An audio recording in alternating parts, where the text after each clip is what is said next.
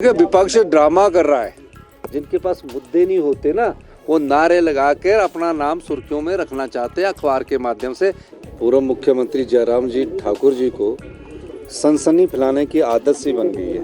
Bharatiya Janata party को मुद्दों पर आधारित चर्चा करनी चाहिए। सदन के अंदर मैंने अपना वक्तव्य दे दिया है और सदन के अंदर जब वक्तव्य दिया जाता है सही मायने में वो सच्चाई होती है। किसी प्रकार का पुलिस विभाग द्वारा कोई भी ड्रोन नहीं उड़ाया गया और जो माननीय पूर्व मुख्यमंत्री जयराम जी ठाकुर जी को सनसनी फैलाने की आदत सी बन गई है। आप देख रहे हैं कि हर बात पर हम अभी बोलने को शुरू ही होते हैं और वो उठ खड़े होते हैं और बार बार कह रहे हैं कि मेरे घर की खिड़कियों के इर्द गिर्द ड्रोन गया। हिमाचल प्रदेश पुलिस ने इस प्रकार की किसी भी जासूसी की कार्रवाई को कभी भी कोई दिशा निर्देश नहीं दिए हैं और किसी भी प्रकार से इसको अमली जामा नहीं पहनाया जा रहा है। जो ड्रोन उड़ाया जा रहा है वो जो SJPNL वाले एक GI मैपिंग सर्वे कर रहे हैं, वो सारे शिमला में उड़ रहा है। क्यों हम उनकी जासूसी करेंगे? वो पूर्व मुख्यमंत्री रहे हैं। फिर भी एक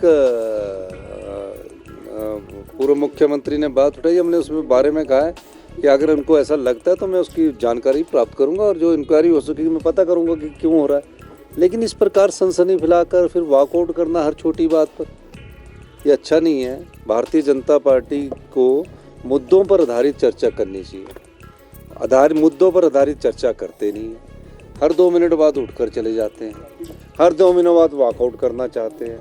अब तो स्पीकर साहब ने ये व्यवस्था दे दी है और कुछ अखबार और कुछ मीडिया ने कल गलत चलाया, क्योंकि जब कोई विपक्ष का विधायक अंदर बैठा होता है वो वॉकआउट नहीं होता है, वो प्रोटेस्ट होता है।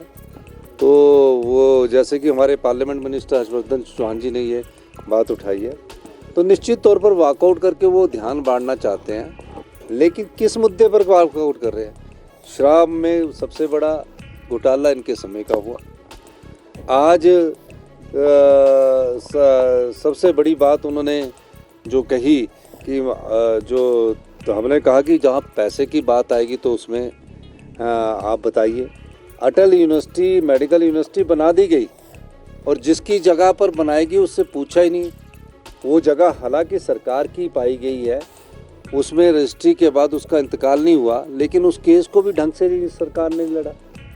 प्रदेश का जो इन्वेस्टमेंट है वो ड्रेन करने का काम कर रहे हैं। बिजली के प्रोजेक्टों के मामले में मैंने कहा कि धौलासिल लूरी और हमारा सुन्नी जो पावर प्रोजेक्ट है, जिसमें लूरी में 4% स्टैगर करके 4% हमें 10 साल बाद मिलेगी और 11 साल से 26 साल के बीच में 8% मिलेगी, 26 से 40 साल के बीच में 12% मिलेगी।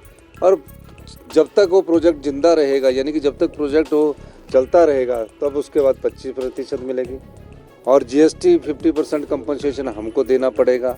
और लाडा उसमें कोई नहीं लगाया। ये तो लूरी प्रोजेक्ट के हाल है, धौलासिल प्रोजेक्ट में ये है। इनके समय जो प्रदेश की इन्वेस्टमेंट है उसको ड्रेन हुआ है, प्रदेश की संपदा को लुटा दिया गया है। हमारी सरकार उसमें प्रयास कर रही है। इसीलिए आज जो केवल पठानिया जी ने सवाल पूछा, इसलिए मैंने उसका विस्तृत उत्तर भी दिया है। विपक्ष ड्रामा कर रहा है।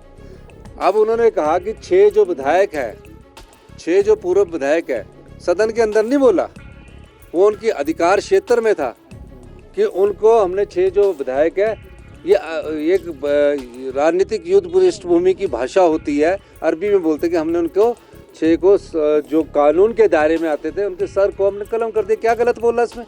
कोई गलती है इसमें? भाई हुआ नहीं है।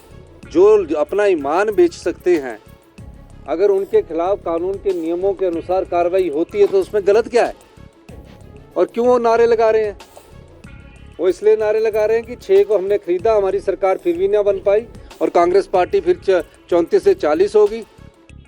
और जो इस प्रकार की वारदात करने वाले लोग थे वो नारे लगा रहे हैं, वो भी अध्यक्ष महोदय के खिलाफ नारे लगा रहे हैं, जिनकी जजमेंट को सुप्रीम कोर्ट ने भी कहा कि इनके द्वारा लिखी गई जजमेंट सही है। सुप्रीम कोर्ट गए थे वो लोग, जिनके सर कलम कर दिए थे ना, उनको वो सुप्रीम कोर्ट गए थे और उनसे पूछा गया तो उन्होंने कहा कि ये जो जजमेंट लिखी है माननीय अध्यक्ष हमारे कुलदीप पठानिया जी ने, ये एक ऐतिहासिक जजमेंट है और ये देश के दूसरे राज्य के स्पीकरों को भी एक वैसी व्यवस्था लिख कर देगी, ये मैं कहना चाहता हूँ।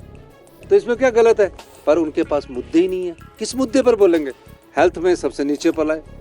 जिनके पास मुद्दे नहीं होते ना, वो नारे लगा कर अपना नाम सुर्खियों में रखना चाहते हैं, अखबार के माध्यम से यही कर रहे हैं।